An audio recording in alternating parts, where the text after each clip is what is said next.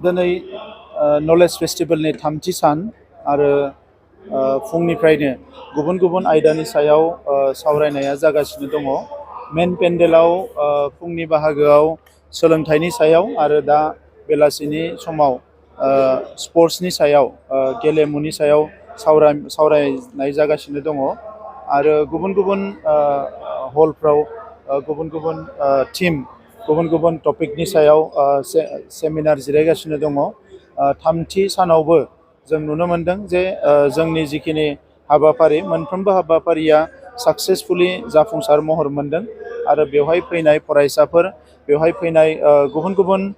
थाखोनि सुबुंफ्रा गावबा गावनो नांगौ गियानफोरखौ नांगौ नलेजफोरखौ नांगौ आइडियाफोरखौ बिथांमोना मोननो हादों होननानै आं मिजिंथियो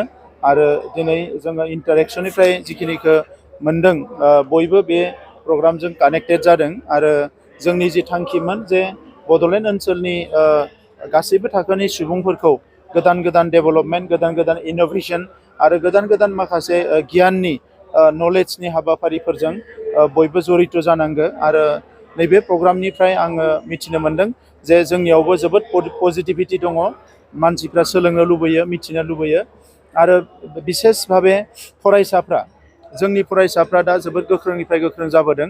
आंनो गोबां फिडबेक होदों गुबुन गुबुन सावरायमेलाव बाहागो लानाय आलासिफ्रा जे बिथांमोना गोबां सोंलु सोंदों जि सोंलुफोरनि गेजेरजों गोबां बाथ्राफोरखौ रायजो राजाफोरनो बिथांमोना फोरमायनो हादों आरो बे सोंलु सोंनायनिफ्रायनो हमदांनो हादों जे बड'लेण्ड ओनसोलनि मानसिफ्राबो जे जौगानो लुबैयो माखासे बाथ्राफोरखौ मिथिनो लुबैयो माखासे गोदान गोदान गियान आरो आइडियाफोरखौ लानो लुबैयो बेखौ मिथिदों बेखौ माखासे रिसर्स पार्सनफ्रा जोंनो फोरमायदों आरो गाबोनो जोबथा सान बेवहाय जोंहा भेलिडेक्टरि सेसन दङ। बेवहाय माखासे मन्थ्रि बिथांमोना बाहागो लागोन आरो बेजों लोगोसे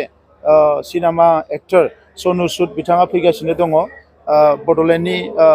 ओनसोलखौ नायगिदिंनो आरो लोगोसे जोंनि बे जि गियाननि फोरबो फालिनाय गियाननि फेस्टिभेल फालिनाय बेखौ बाहागो लानो थाखाय बिथाङा फैगासिनो दङ।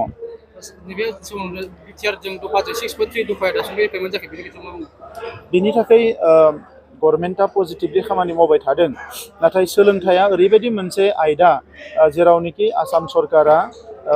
गोसो दंब्लाबो एबा जोंनि सरकाराबो गोबां खामानिखौ जोङो मावनो हादों आरो गोबां खामानिखौ जों मावनो हायाखै। दा ओंखायनो सोलोंथाइनि जेंना होननाय लोगो लोगोनो बेखौ एसे मोजाङै साननो गोनां जायो नाथाय आसाम गभर्नमेन्टआ आसामनि chief minister doctor Himanta Biswa Sharma बिथाङा नैबे 6.3 जोंनि जि क्ल'ज बेखौनो नोजोर बोनानै गिबियावनो गंजि कलेजखौ प्रभिन्सियेलाइज खालामनाय बिनि उनाव हायार सेकेन्डारि बिनि उनाव हाइ स्कुल आरो LP ME प्रभिन्सियेलाइज खालामनायनि थाखाय माखासे बाथ्रा होनानै दोनदों आरो बेखौनो जोङो लामा नायदों जे थाबैनो बे फरायसालिफोरनि जि मोनसे प्रभिन्सियेलाइजेसन बियो जागोन। थांनाय दाख्लै 26 तारिखखालि उदालगुरियाव इनकाउन्टार जानायनि सोमोन्दै बेनि सायावथ' माखासे रिपर्टफ्रा फैगासिनो दङ आरो बे रिपर्टनि सायाव